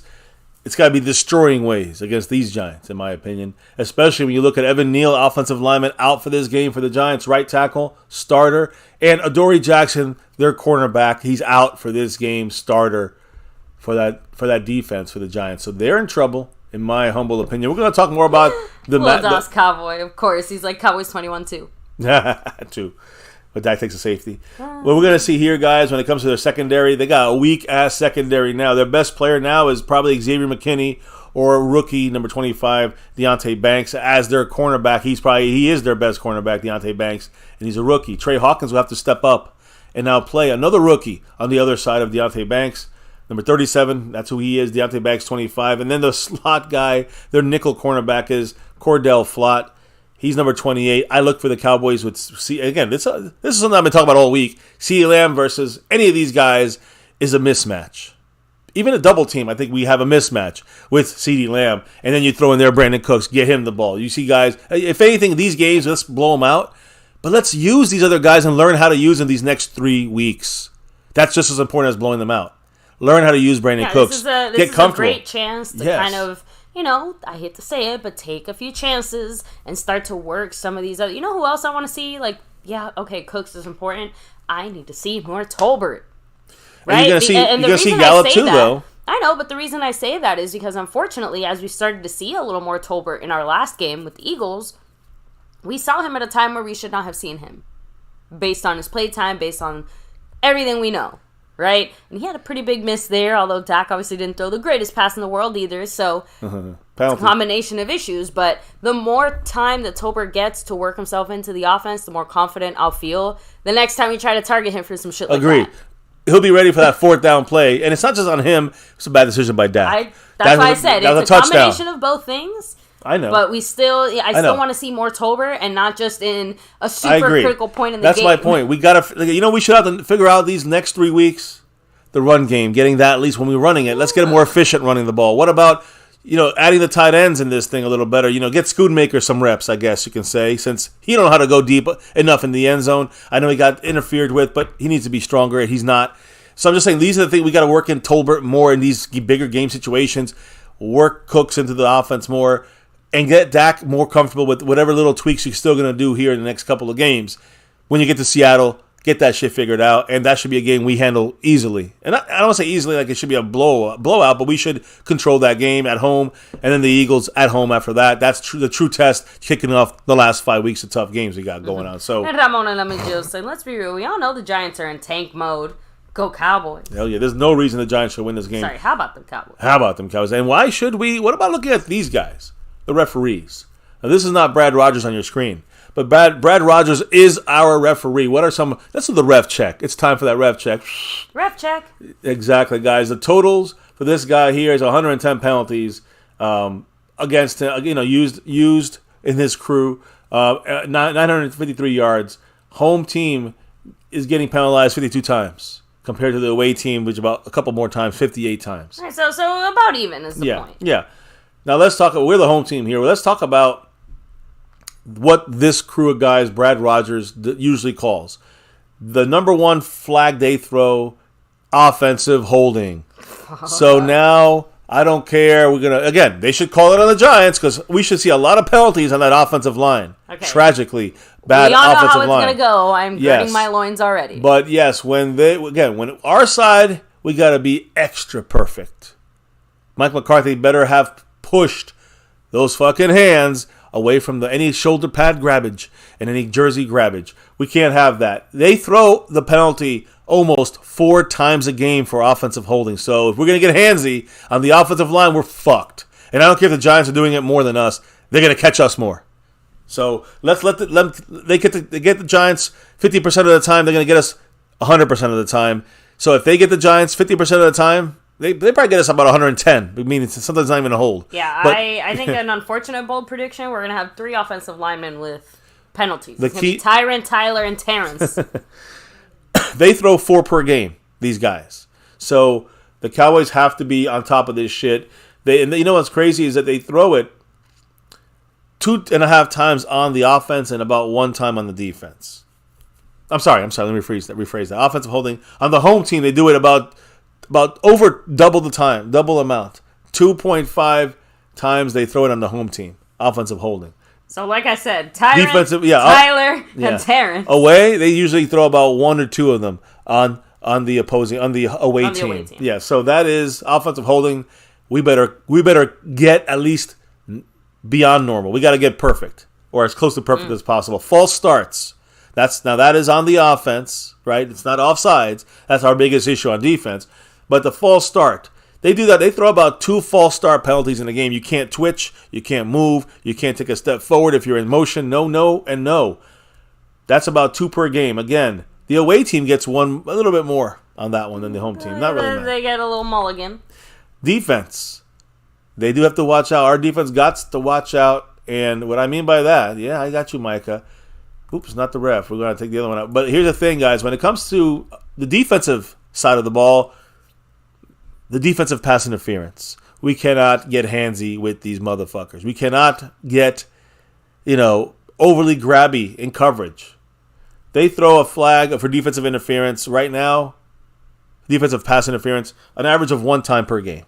All right, can we survive? I hope so. Yeah. It's about three times more happening to the away team than the home team with this crew here, with this officiating crew. So they might let a little push and get away with the Cowboys more than the Giants in this game. But again, It's one flag about one, not too bad. And then you get to other things like offensive pass interference. They get a little bit, they almost throw a flag per game there. When you look at the least amount of flags, one of the things we have to worry about the least are things that you really don't see much in games. Leverage. Usually that's on extra points or field goals where they jump over, I think it's jumping over the player or helping somebody jump over the player and landing on their neck, pushing. I think it has something to do with that. I'm not 100% sure. Either way, they barely throw that maybe once every 3 games they throw that flag. Intentional grounding, they haven't had the need to throw that too often. And the horse collar tackle. They'll let you get away with a little rough tackling. I just don't think this is a horse collar process that hasn't happened as much. So they're just a regular. They're looking at offensive holding. They're looking at defensive pass interference, and I would say false starts. Don't be twitching, and no offensive push-offs and that kind of stuff. That's what this Brad Rogers crew of referees do in their games, and that's our ref check for this game. Ref check. Ref check. Clear. Now, finishing up here, let's worry about this last part of things, and I'm going to actually look at our offense here a little bit more. Any quick comments? Because this is the finale, guys. Yeah, of course. Real quick, Texas Twister, much love. Stay safe out there on the road. Yes, much love. And yes, Modius, I have to agree. This feels less like a divisional rivalry and more like an abusive stepfather beating their redheaded stepchild repeatedly. That's funny. For 8 years in a row now. So, Fuego, what's up? I'm going to call it defense bland with 3 interceptions. 1 being a touchdown. O-line, first touchdown, and then first touchdown is going to be Jake Ferguson. He seems to start him off. So, let me roll back here. Montana cracking up. Asmodeus, yeah, lots of offensive holding, unfortunately. Sledhead, I do agree that the Lions game is definitely seeming tougher than we maybe initially expected.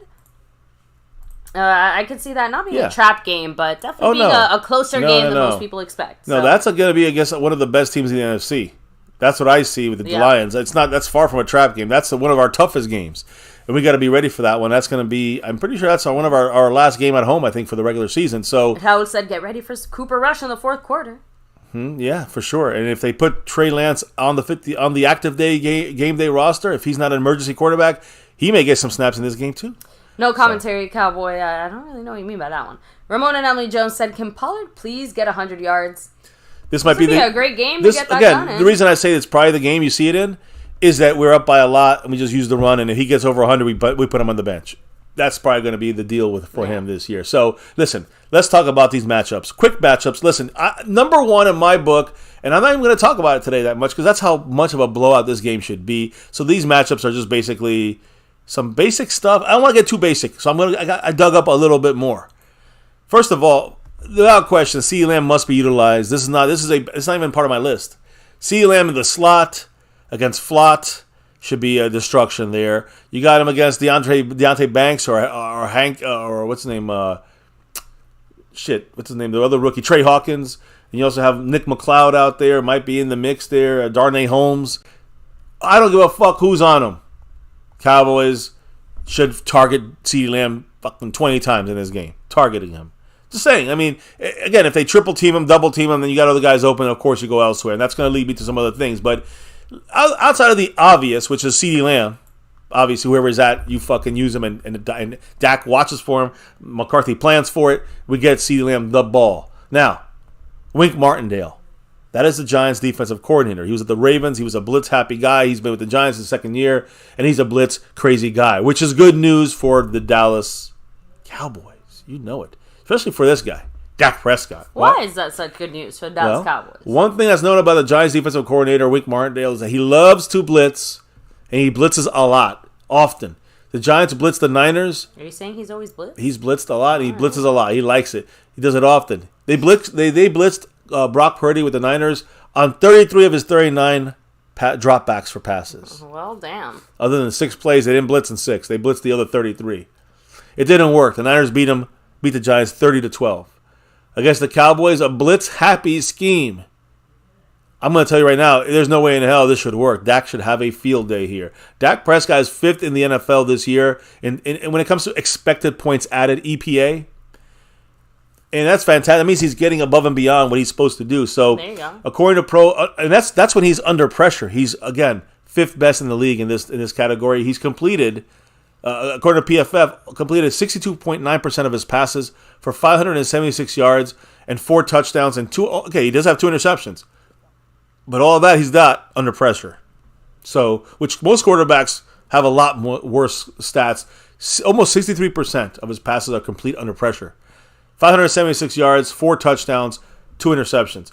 Now, Dak Prescott also has 8 touchdown passes and 1 interception over the last 3 weeks under pressure. Now, if you take away those really bad offensively coached games by McCarthy, those first 5, the last 3, it's been a lot better. It's turning a corner, and it has after that bye week. So, Dak Prescott has 8 touchdowns under pressure the last 3 weeks, 1 interception over the last 3 weeks under pressure. It's been a very impressive 3-game stretch for Dak. And if the Giants do blitz, and they will, this is going to open up, number one, a lot of passing lanes.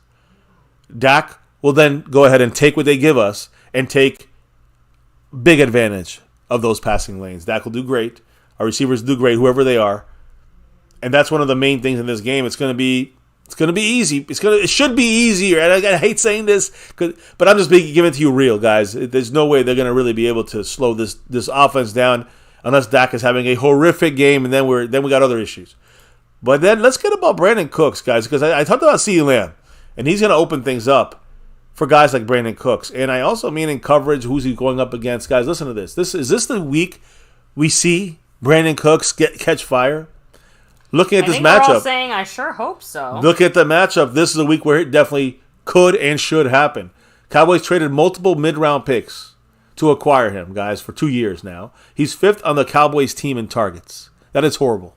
And he only has, again, an average of 4 targets in 7 games that he's played. Just over 4 targets right now. So, again, he's on pace right now for career lows in targets, catches, and receiving yards. And again, he said last week he wasn't frustrated. I know you read about the comments he made, but the competitor in him, I know, wants to shine on this stage, and he doesn't want to get frustrated. I'm assuming, and we don't want him we want to utilize him. So Mike McCarthy said he doesn't want to go down a path of forcing targets for players. Again, if they give us CeeDee Lamb wide open, Dak's going to take it, but. Kind of like what Jerry said earlier. Take what they give you. Exactly. So kind of same mantra, right? That Cooks isn't getting the looks that we might want. Dak is making the smarter decision by going for the guy who seems to be open for the most part, and also by not trying to force the ball to Cooks. Honestly, it reminds me of, again, I'm not putting any of this on Dez necessarily, just saying that when we still had Dez, and we kind of kept trying to force the ball to Dez, even though it was clear that things weren't exactly gelling that way, right? And it was easy and natural when we tried to get the ball to Beasley and Witten. So just using that as kind of an example, because I think that's a good way of explaining it, right? It's not even about how talented the receiver is or how talented or not talented your quarterback is. It's about whatever it is not fully coming together, and you got to take the shots that you have in front of you if you want the offense to keep moving. Agree. And so that's why I think when you're seeing, if they're not doubling CeeDee Lamb, you're going to see the bigger gains for CeeDee Lamb right now. And I think, again, it's another thing, too. McCarthy said he wants Dak to stick to the discipline of the offense. Okay.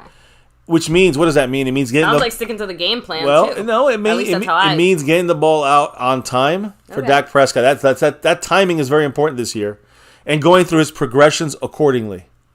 That's the way it breaks down right now. To the game plan. Yeah. I mean, again, that doesn't mean follow it to the letter, but the point is that that's the foundation for whatever we're trying to do. I think that this is why I'm bringing up Brandon Cooks in these matchup situations. When you look at their secondary with starting cornerback Adoree Jackson out with the concussion, this is a great week to specify some targets for Brandon Cooks.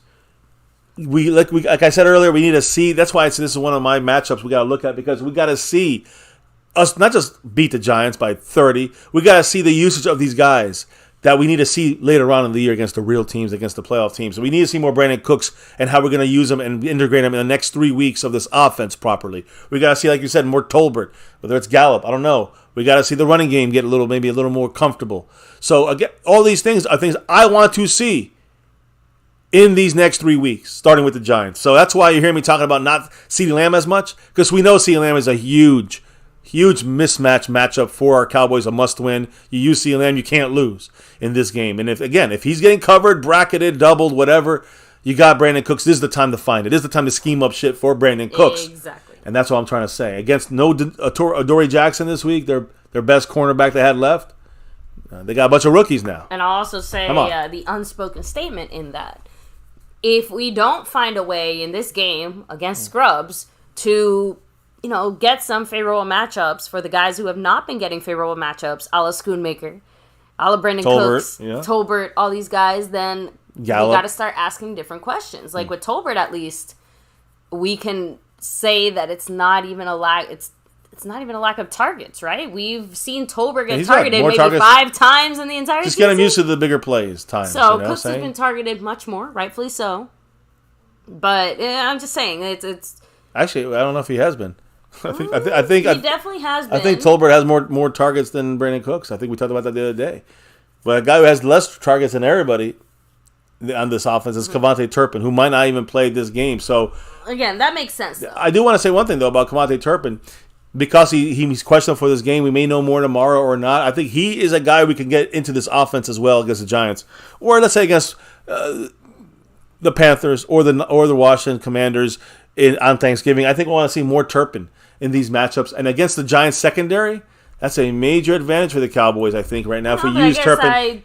Yeah, go ahead. I see things a little differently. Why the heck would we even risk Kevontae Turpin on this? I'm saying if he plays. That's what I'm trying to say. Using him in this game, when let's say we take CeeDee Lamb out, I want to see Turpin against the Giants secondary that we should be able to see how we can integrate another player on our team outside of Cooks better and Tolbert and Gallup. But Turpin gets an opportunity here these next 3 weeks.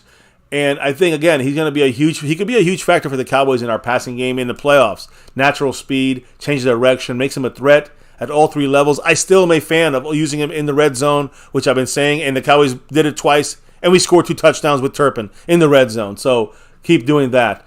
Again, I think he stretches the field vertically as a deep threat along with Cooks, and horizontally with jet sweeps and running left and right, gadget plays. You can incorporate him not just as a gadget player, a full-time offensive player. So you can see more of him in these next couple of weeks of games. I think I'm going to watch him. His start-stop quickness. Again, I'm assuming once the game is getting a little bit out of hand, you can see more of these other guys that we have to see kind of get integrated and be bigger parts of this offense, getting ready for the bigger parts of the rest of the season at the second half of this quarter, let's say in December. And it's mid-December. It starts getting harder. So, again, he's an intermediate part of the field. Turpin can make plays there. His ability to take it to the house as a playmaker anytime he touches the ball is what could make the Cowboys offense also more explosive. So look, whether it's this game or another game, I know he's hurt this time around. He's questionable if he doesn't play, which I don't think he will. Whenever he does play Carolina or he plays, Thanksgiving against the Commanders or both weeks or all 3 weeks, that's going to be a major look, I think, for this team when it comes to incorporating some more turpentine on offense. Now, I do want to say, as I finish up, guys, get your last thoughts in. Get your last drops of love from above, or of course your last 2 cents and your drops of knowledge in the chat there. So guys, as we get ready to close it out, I'm going to bring up another guy here. Again, I'm not bringing up Tony Pollard. We know he's got to get going in the starters and all that stuff, but what about, and this I think is going to be interesting to you, baby, Rico Dowdle.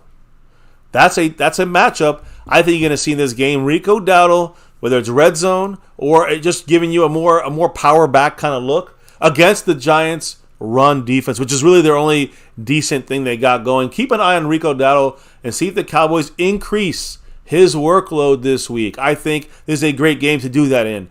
He's not going to overtake Tony Pollard, but as a number 1 running back. But Pollard will be used, and at a certain point, he needs a little breather. Let's see more Rico this game. Again, the reason I say this, and I think you said this too, we've both seen his hard-nosed running style, ability to create yards using his own strength. Right, is maybe a better fit to how inconsistent this offensive line is at opening running lanes for the running backs. So, again, at least so far in the season, I think we could be better on the ground blocking, but we're failing there.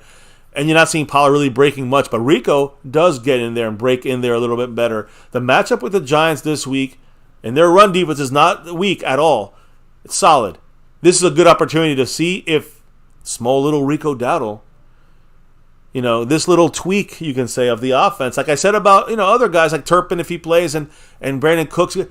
There's a way of finding out, not just Tony Pollard can get going, but how do you use Rico Dowdle? That's an answer we can find out in this game.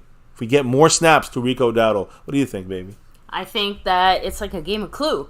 Rico Dowdle with the football in the red zone. And that's the winning card. I think that's you just solved it. Yep. That's the win. That's it. I'm the winner. You're the winner of Clue. But yeah, jokes aside, the lack of Rico Dowdle in certain situations has still, I think, confounded most of us, especially as we saw Tony Pollard basically, get moved backwards at certain points. So just a little frustrating, but I'm really hoping that, like you said, with this game in particular, that the Cowboys turn a corner there, and maybe it's even just, like you said, by necessity, by default, right? Once Pollard gets his 100 yards or whatever, they bench his ass, and then it's a Rico Dowdle show. And even if it's behind Cooper Rush or whatever, you have to expect that Dowdle will still be able to maybe get something done, all things considered. So, just honestly, one guy I also want to see more from is Lipke. Hunter not Lipke, in any specific way, fullback. just number 40. and not in that stupid ass way we tried to add him into the freaking offensive game plan in that sense. No, just in general, I guess I'm surprised we haven't seen as much Lipke in certain situations. Again, even a Lipke Dowdle, love fest, if you want to call it that, or honestly just Lipke helping to clear an extra lane for Tony Pollard, right? Even if it's just one extra block or something. Or, difference. Controversial opinion, if Terrence Steele is going to keep playing like hot garbage, why not give him some help? Yeah. Why not literally do anything other than watch Dak get sacked? You go Schoonmaker, as a good blocker, right? You can help. You can go, Hunter Lipke, help him in the backfield a little bit. Rico Dowdle can maybe help as well, pick up some blocks, and we can get these guys more knowledgeable, and when their time comes up, maybe against the Niners or the Eagles in the playoffs. Right? Mm-hmm. By the way, big shout out here. It's been about 10 minutes late here. Another little surprise. I just saw Jason Renfro gifting a membership to the OG. Eric Black in the house. Jason Renfro now in a tie with Skeptical Fan for the top spot in the gifting membership side of things. Much love. Congrats to Eric Black. And extra special love to Jason Renfro. I appreciate that. Hey, Jason Renfro right there is getting closer and closer, baby, to... I think he's actually jumped over Skeptical Fan, if I'm not mistaken here. And I also got another announcement to make. And I got to give it a big shout out here to Stanley Smith. Stanley. Baby, if you look at the top of the board, he just jumped into second place, just a hair behind first place. Amazing Games. Stanley Smith may be coming for that takeover this week. Did you have anything to say? He said, "Go Cowboys!" Oh, thank you, Stanley. Yeah, again. Stanley, you could always drop. You much love. Yes, you could always drop your comment on those super chats as well if you want. And if he's saying anything in the chat, please hit him up. Appreciate you, Stanley, as always. And he's just full control of the Cash App, trying to break that 12-week streak from the man. You know why he's here, Snug X. Stanley Smith is in first place there, second place overall. And I think any drops now in anywhere from Stanley Smith puts him in first place. Woo. Oh, the man, Stanley, in the house. Much love to you. Go Cowboys. Now, and again, by the way, I'm going to fix the board as well for Jason Renfro, who jumps, I think, into fifth place. Right over Skeptical Fan by a couple of coins. Into fifth place. Jason is in fifth officially. Skeptical is in sixth, but they're in a dead heat tie on the gifting board. Again, appreciate both you guys, Jason Renfro and Skeptical Fan, staying skeptical in a tie for first place on the gifting leaderboard. We would leave it there. So much love and go Cowboys. Those guys. Any quick comments before I finish it up with my one last little matchup look from our defense to their offense, because everything we kill them in every single way on defense. But I want to make sure we focus on one key matchup that we have. Of course, have to talk about. But yeah, Frame Rippers again. It gives me the same energy as everybody telling the practice squad guy to go, square up against Tyron Smith because no one else wants to do it. Yeah. Again, same energy. Let me see. Going back here. Yeah. Asmodeus, aren't you the one who jokingly always roots for the other team because it's the reverse psychology, right? Or am I misremembering that? And if I am, I apologize. So I can't. I don't think you can really root for the other team. It's no, but hard. he joking in a joking way. Just that instead of saying like, Cowboys. It's kind of like skeptical fan with his. You do the reverse. Reverse psychology. Trust me, I understand. Trust me. Pioneer said Spanky and Dak are going to butt heads just like Kellen Moore. The problem is that Spanky. Dak That's funny. is not the butting heads type. Just being real. Dak is a conciliator. Dak is amenable. Dak is agreeable. Dak is a soldier that he is given orders and he will follow those orders. Now, of course, if you ask him to share his feedback or you create an environment where he can, give you feedback, of course he'll let you know. But you have to all of us have to remember he was a fan of Kellen Moore's offense. Yeah, he would Kellen go Moore down was his guy. in That was flames his for buddy. that. Yeah. So, and Kellen Moore thought like a pass happy quarterback. So of course Dak Prescott was probably a fan. Yeah, and he's a fan of this too because he has a hand into this offensive scheme. By the way, big part of this is Jason Renfro. He dropped $2.91 holler in the Cash app. Much love to Jason Renfro. I'm trying to make a little run there as well, but also a couple away from jumping into fourth place. Jason Renfro moving on up, still on the Cash app side of things. He's on the board there with Snug and Skeptical, but of course Stanley's leading that, and Stanley's in second place on the overall board currently. Yeah. Jason Renfro, even though he's moving up, he's got that tie in the gifting side of things. He's also got full control of that stream boss. 100 points for him. Much love, Jason. Go Cowboys. Now, I'm Tommy Montoya. What's up? Hello and hi. We'll be doing the final shout-outs here in just a minute. Yeah, so just one last thing I wanted to say, and as our defense, I said all these keys, these matchup things on our offense. We want to see a lot of things on offense. On defense, we want to see annihilation, destruction. Obviously, that's what we should be seeing. I think anything less than that is embarrassing against a team that has really not a weapon on there except for one. That's Saquon Barkley. So when I say this, I like, again, we saw Micah, the pass rush, number 15, DeVito. He's DeVito done. And again, I don't know if they're going to get the ball to anybody out there on their receiving core. Do they have really great players? 86, Darius Slayton. He's the best guy they got. Jalen Hyatt, the rookie. Wan'Dale Robinson, is a slot receiver. Paris Campbell, he's hurt. Isaiah Hodgins, Sterling Shepard, number 3. Not much there. So it all comes down to stopping their running game, and that's Saquon Barkley. That's it. Case closed. I think everybody's going to be watching Saquon, number 26. I think everybody's going to be, on the attack of him. Expect the Giants to have to use Saquon Barkley to get involved early and often against the Cowboys defense. He's their best and most consistent offensive weapon, obviously, for this Giants offense. And he might be their only chance on offense to make this game competitive. Again, starting their third-string quarterback and undrafted rookie for his first start, Tommy DeVito. So who do you guys think we're going to have really? Everyone's going to watch him, but who's the guy that's going to focus on him? And I believe is going to be number 14, linebacker Marquise Bell. Yeah. Again, former safety turned linebacker, top 10 linebacker on our team in the NFL. What am I talking about? He's our number 1 linebacker currently, and he's been a revelation for this defense this year. One of the top-rated linebackers, and he's going to be tasked to containing Saquon with help from everyone else. But it's going to be number 14, Marquise Bell, against Saquon and the rest. Of course, our defense and led by Marquise Bell in this instance to stop Saquon Barkley. So that's going to be a key that if we win that key, that's game. Just being honest. That's why that maybe is the biggest key of this game. Is Marquise Bell in the matchups. Yeah, you never thought Marquise Bell would be the name you hear as being like the game changer, ender. Any chances of the Giants having any chance at all ends if Marquise Bell slows down, contains. Barkley can have 70, 80 yards. Just contain him. Win the game. Yep. Go Cowboys. And Jason Renfro, I think you must have missed it. We just shouted you out like 3 minutes ago. Yeah, we got you. I don't know. $2.91 holler from Jason Renfro and that big old Go Cowboys. Damn right I shouted you out, brother. Appreciate you. And he's just a couple drops away from moving up to 4th place, I think I said, right? Yeah. Mm-hmm. So there he is. Jason Renfro also on a path to maybe a takeover. We'll see what happens. But guys, that is the end of this stream. So baby, crispy and clean, who's in the house? Give me those shout outs.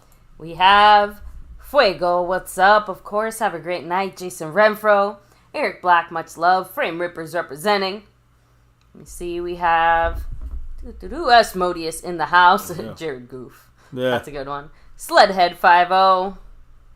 Disagree, but okay. Everyone's entitled to their opinion. Tommy Montoya in the house as well. We have Asmodeus, much love.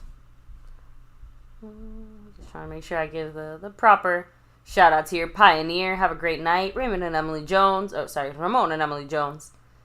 Take it easy. We have Thomas Garrett, the Superior Garrett. Superior. Choctaw, Montana 808. You already Yeah. know. We have MH in the house. No Commentary Cowboys. Texas Twister. Mike Aldana. We have, let's see who else is here. Matt Persico in the house. Yeah. Raul, what's up? Let me see. Lil Dallas Cowboy, Mike Aldana. Snug X, the sponsor of the week, the Cash App King. Yes, say it loud, say it proud. The takeover man over there, Snug X. House and House in the house. And tomorrow we'll be welcoming back Captain DCW in the Navy Blue Crew. Just want to shout him out there. And that's as far back as I can go. I also want to shout out Jason Renfro, who dropped again some love here in the Cash App side. He took over the Stream Boss. He dropped some love in the gifting side, membership wise, and in the Cash App as well. That $2.91. Much love to Jason with a couple takeovers, getting bigger and closer, moving up this board. And then you got Stanley Smith. Much love to Stanley Smith. Yes, he is the... Oh, scared the hell out of me there. I'll get back to Stanley in a minute. But first, Tommy Montoya, congratulations. Why is that? Because the man, Jason Renfro, Another... said, I got to show the love to the Cowboy family. Hey, by giving love back to the family, he also is now in first place on the gifting board. With 3 gifted memberships, he knocks in that field goal. Much love to Jason Renfro, breaking a tie there with Skeptical Fan and pushing him to second, pushing Jason to first all by himself, up a field goal to a safety, right?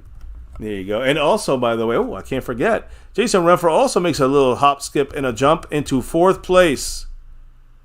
From 5th to 4th, Jason is rolling up the board here right now. Only guys in front of him are the leaders of the crew here.